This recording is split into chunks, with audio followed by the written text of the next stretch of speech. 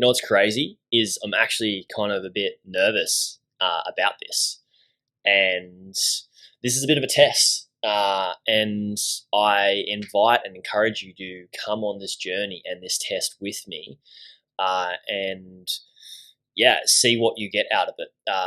Reason I am doing this as a solo podcast episode, and I have no, plan or schedule or talking points or anything like this, is because I've been asked to do it multiple times, and I've been told many times that it's inspiring. What I have to share is inspiring, and how I got to where I'm at, and what we have built as a company with buying online businesses is inspiring.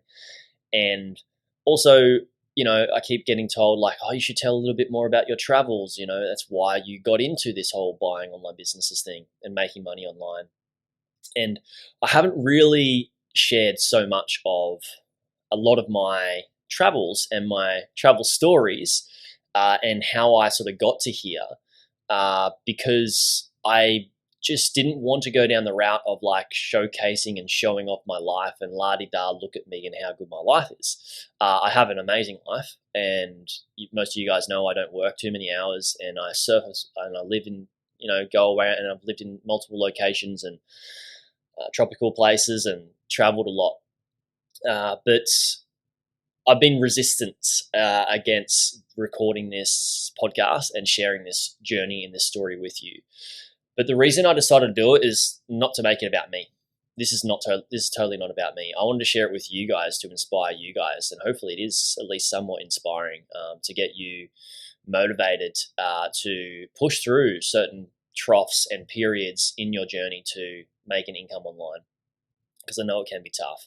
And I believe that your story, just like my story, is character building, and I'd like to share a little bit about how much character I built over the years. And so I don't know how long this is going to go for. I'm just freestyling this as I go. It's kind of like, I guess just say a lecture without too many prompts from an audience. And if you guys do have prompts or questions and things you'd like to ask me at the end of this, please reach out, Jaryd@buyingonlinebusiness.com, and I can answer a bunch of those questions in one solo podcast episode as well. So I hope you do get a lot from this. So where do we start? I guess let's start from the beginning. Why did I want to make money? And I guess another reason for sharing this, I don't know why, but I'm just trying to justify why I'm sharing this for myself. I've been told so many times from you guys that you want to hear it. But here it goes. So from the beginning, where was I at school? I guess is where it starts. And firstly, I want to thank my parents. I've got my work ethic from my parents, because there were times that, as privileged as I have been to be born into Australia and have that environment and that support, I've been very, very privileged as well. This isn't a typical rags to riches story, because I wasn't really in the rags. There were times when my parents, we were eating cheese on toast because we had 4 kids and it was a hectic household, and it was just my dad working and mum was just like trying to keep her head above water. And I'm super grateful, and I got a great relationship with my parents, and we get to talk about these things. And what I got from them really was work ethic. And I also see that on both my dad's side and my mother's side. They're both sides of the family have crazy work ethic. And I should share that there's a caveat to work ethic. That became a double-edged sword for me. So what used to be one of my superpowers was that I was an action taker. But also, as you'll see in this journey, I took action in the wrong direction at multiple stages in the journey. So I guess I went through primary school, and into high school. I was an absolute loser at school, and I was not confident at all. I didn't know anything about personal development. I didn't know anything about, how I remember I did get bullied at school. Not to say, oh, poor Jaryd and all that sort of stuff. I guess it was a good experience if I look back on hindsight, because I worked through it. And when I was about 14, 15, I was I realized that I wasn't going to be wealthy. I wanted to be wealthy because I had a step uncle on my mother's side that was an accountant and he had a lot of money and fancy materialistic things. And me, being a younger child, I wanted that stuff, and that's why I wanted to be rich at the start. That's why I wanted to make money. And from there, I realized, okay, cool, I'm going to become an accountant, and I tried to study like the most advanced maths at school in year 9. So it must have been like 13-ish, 14-ish. And I just wasn't able to do it. And Dad was tutoring me, and I just was struggling and getting frustrated with my father. Sorry, Dad, and thanks for the help. On trying to like pass and trying to grade and learn the stuff. And I just couldn't wrap my head around it. And I realized that I wasn't that academically smart, and it wasn't my thing for me. And from that, I got put into what we called Dinglish and dumb maths. So Dinglish stands for dumb English, and dumb maths for the kids that were dumb. I know, how crazy is that to label it in that way? So I used to feel like I was dumb, and I also hated English as well. And I didn't read. I hated reading. In fact, my mum wanted to try and make me read, and she gathered around a group with her sisters, all my aunties, and they said, well, like, why don't you pay him to read, because that's his motivation, right? It's really cool how they incentivize this. And even though I wanted money, Mum gave me the Harry Potter book and said, Jaryd, read this and I'll give you 5 cents a page. And I got halfway through the first chapter, and I folded the book in half and said, Mum, you can keep your money. I wasn't motivated that much to read from money. So what she did is she said, I'll buy you surfing magazines. They came up with another theory that my aunties, thank you aunties, love you guys, and came up with another theory, like, let's give him, he loves surfing, let's give him surfing magazines, and he can only have the magazines and keep them if he reads the articles, which I did, and that got me into reading. And then one of my aunties realized that I was into money, and she bought me the Rich Dad Poor Dad book when I was about 15. Or did I get it from Dad? I think I got it from Dad, and I got another book from my auntie, which was a Tony Robbins book. And that sort of started my journey on personal development. So I've been doing personal development for about 20 years now, almost 2 decades, and doing a lot of work on myself. And that's another thing that to mention is, like, the character building from doing that from a young age has added to my success, or whatever you call success, but some of the wins that I've had in business and life, because I started doing that from a very young age and putting myself through multiple journeys on growth and healing through different things in my life. And I think that's an important one to mention for us listening, or you guys listening, is that, business success isn't just about what you learn in business at all. There's a lot that contributes to your success from character building from other times in your life. Even these like little things that you've had to get through, they all stack up to add and equal a lot of confidence and instilling confidence within yourself if you count them as wins of you getting through them. Versus on the other side, sometimes people feel like they're a victim of, like, I've had to go through this and I've had to go through that, and it's, life's been tough for me. If you look at it from the other lens, and this is just an option and an offer for you guys, is if you look at it from the other lens, like, yeah, it was tough. At the same time, it was the best thing that happened to me because of this, and this, and I grew out of it, right? Rather than shrunk from it. And some people have the lens of victim where they can shrink from it. And I'm not pointing fingers at people, because I've been there, and we all fluctuate between the two. And at times we need therapy and we need help and we need to speak to people. And I'm all about therapists. They're awesome. They've helped me so much in my life. And I'd like to normalize how it should just be a standard practice for us as human beings. So if you need help, reach out to people that can help, that are professionals in those areas. So that's basically, I guess, where I was at when I was 15, and I realized, all right, cool, I'm not gonna be able to actually do this whole be an accountant, sit in an office job type deal and earn good money.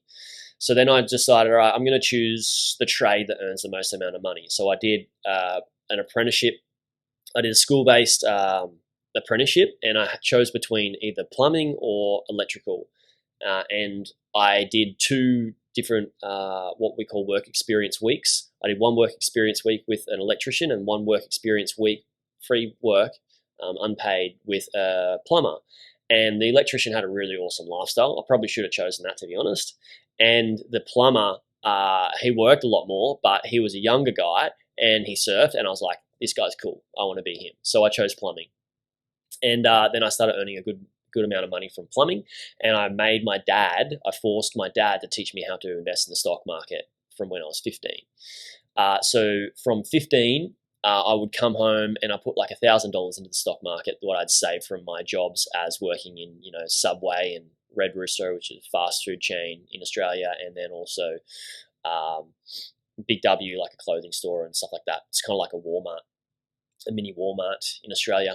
And so I worked there at those places, earned a little bit of savings and then a little bit from plumbing. And I just willed my dad to teach me. And I got really frustrated with I went on the emotional rides of like getting massive wins and then having low troughs. And I remember one time I come home from school and mum was like, you're banned. You're banned from the stock market. You're not allowed because it's just wrecking you emotionally. And I was like, nah, I promised my mum I won't be moody and all that sort of stuff. And mum was trying to teach me stoicism, whether she knows what stoicism is or not, but my mum is very stoic. And so that helped me a lot. I started to try and learn a little bit about money and finance through that period. And so from there, Dad kept teaching me to invest in the stock market, and I tried to start some multi-level marketing businesses, or I got involved in a multi-level marketing business and tried sales and all that sort of stuff. And it didn't really work out for me. I found it really, really tough. It is really, really tough. If you look up the success rates of people that do multi-level marketing, it's very, very hard going. And so with that, I failed that. And then I was working as a plumber and I started to travel. I thought I'm going to save some money and just get out of this life and just go snowboarding. So I went on snowboarding trips and I did a snowboarding trip in Canada, loved it, lived there for a season. And we drove through America as well. And we all loved it so much. I made so many great friends that we went and hired a house and we lived in Utah and we did a snow season there in the year after. And then I did a bunch of traveling. I went and got my dive license in the Caribbean, and that ignited me into loving scuba diving. And then all through this period, I was thinking, I don't like plumbing. I need to work out how I can earn some money online so I can continue this travel thing.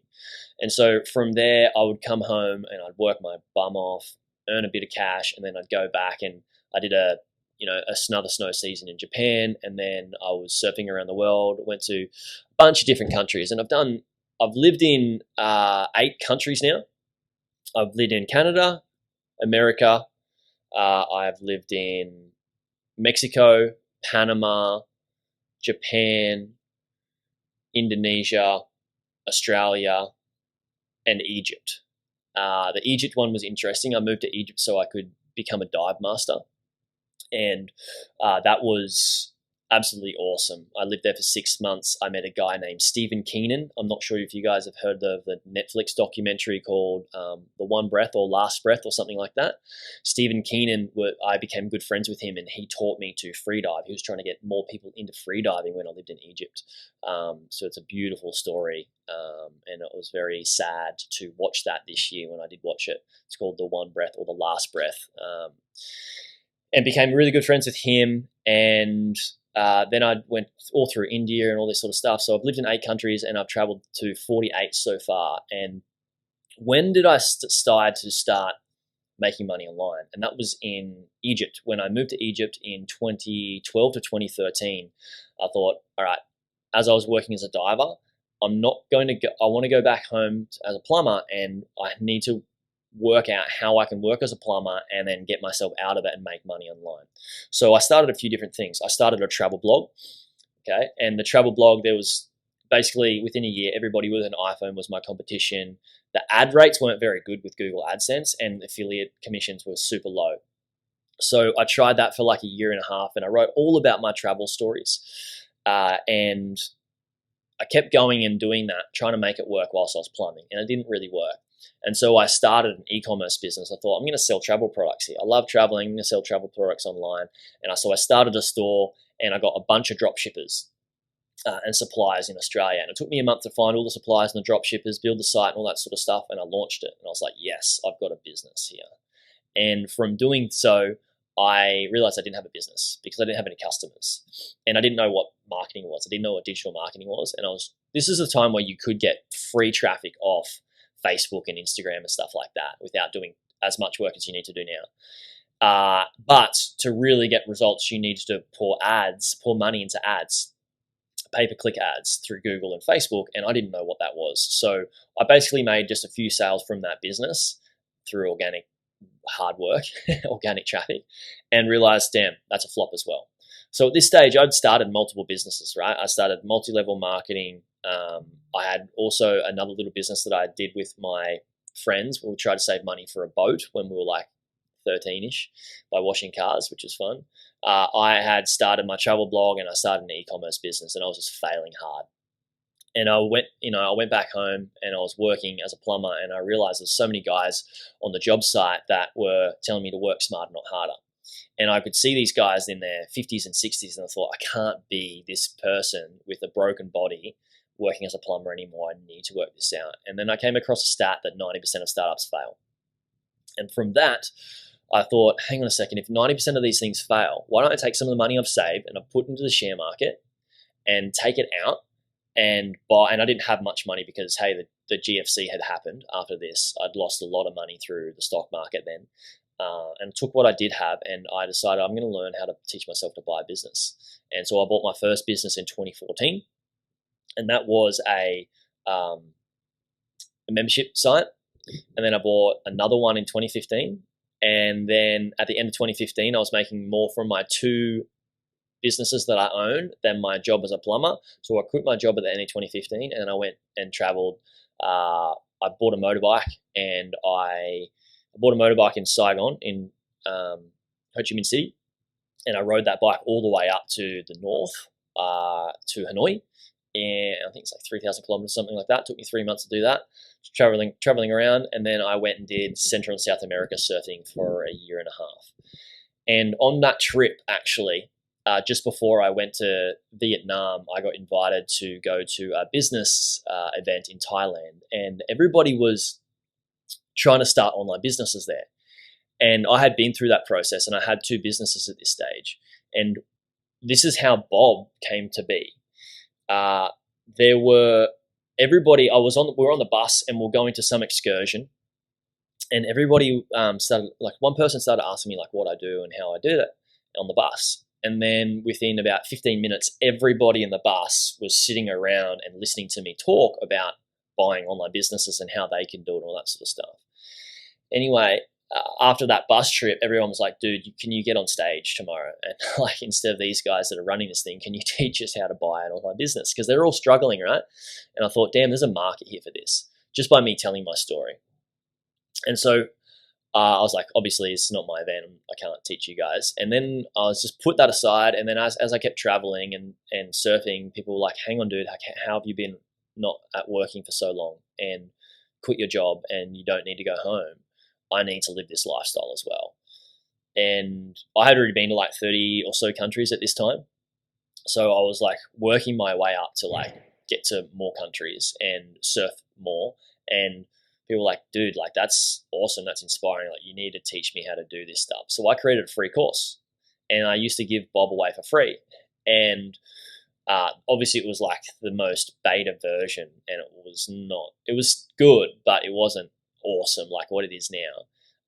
The time and money and resources that have gone into building it, what it is, and getting people results, it's very different than what it was. Anyway, I got a collection of people together and gave it to them for free, and they didn't do any work.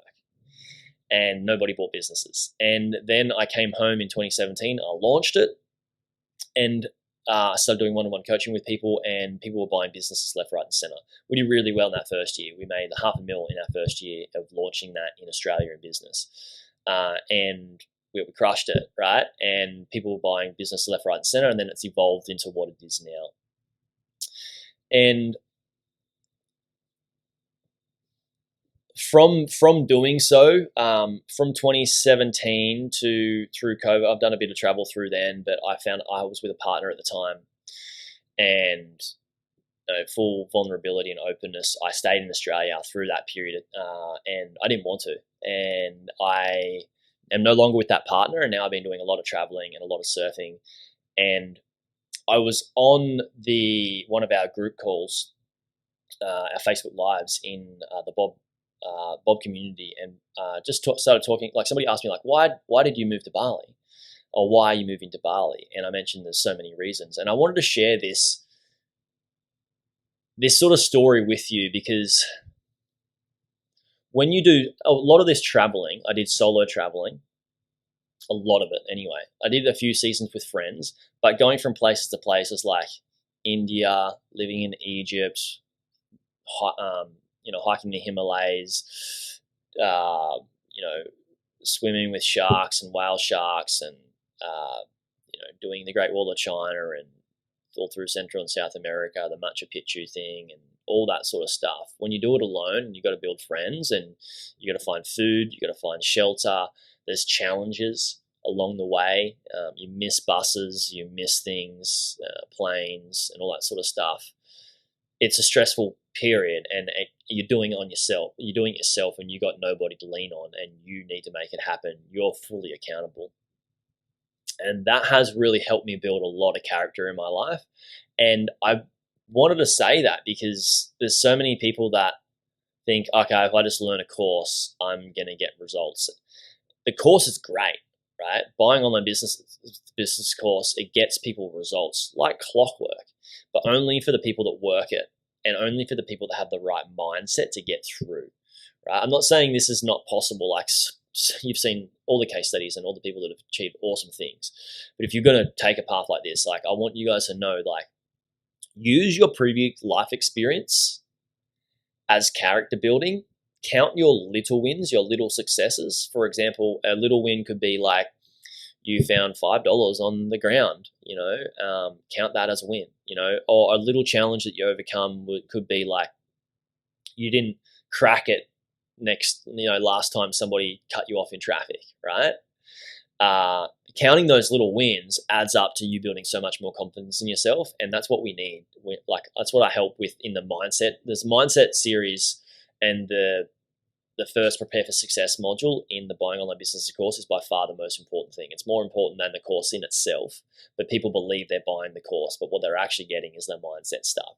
And that's why I want to mention this is like, for me, I have this, I think it's just from doing so much work on myself and being so independent that if you back me into a corner, I'm like, that's okay. I'll work out how to get out of it, right? And I'll have the resources. And that's what I want for you guys is like, I want you, there's so much more value in you having that sort of confidence in your life, swagger, whatever you want to call it. Doesn't need to be ego.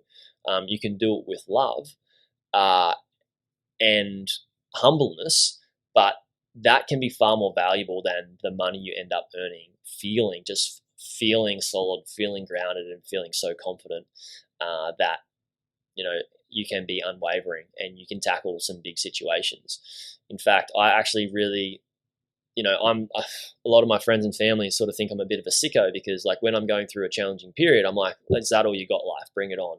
And I know that, not that I need to tackle that with like alpha male masculinity in a toxic sense. I do it very much with the yin and yang, but I like that pain in a weird way. And it's not what I want, but in a weird way, I like it because I know that that's going to help me build my resilience even more for the larger challenges that come up in life. And that's the game, I think, is if you can feel this way and you have that independence to spend more time with your friends and your family and your kids, and maybe you do some traveling, then you're going to be a far more happier person. And the far happier you are in life, your energy just resonates, and people are going to want to be around you more. People are going to want to do things with you, talk to you, and ask you questions, listen to you as well. So yeah, I guess I just wanted to share that story. I was pretty hesitant and resistant to share it. But I think it's important to understand that your life situation, as hard as it can be, and as you can tell, I've been pretty privileged. I earn a good wage through plumbing, and I was able to turn that into something. Some people are in different situations and all that sort of stuff. You got to realize that I was also on the border of like anxiety, depression, loser kid that got lucky, I guess, really lucky that I got put into wealth building and personal development.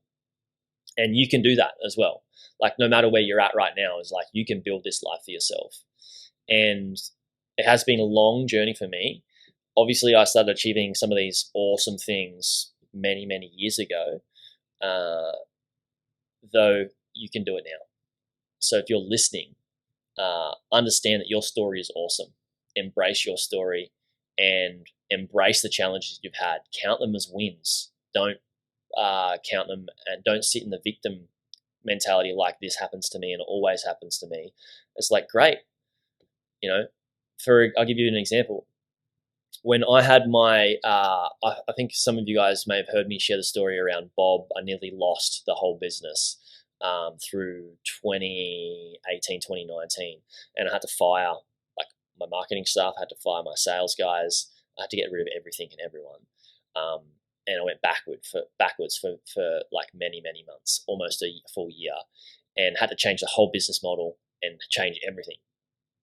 And the reason I had to do that is because I had single source dependency, and I was only getting traffic from paid traffic, and also I got very, very sick. I got glandular fever.